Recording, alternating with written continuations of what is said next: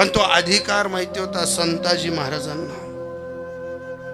जसे पडत पडत आले, हातावरचं पाणी झटकलं, दोघा हात असे धरलं, बाजूला गाडं सोडलं होतं, त्या गाड्यावर तुकोबरायांना बसवलं आणि अंतकरणातलं विषय छिडला. बुवा कशाला मनाला लावतात, बोलू द्या ना. माझी आईने माझी लाच काढली ना.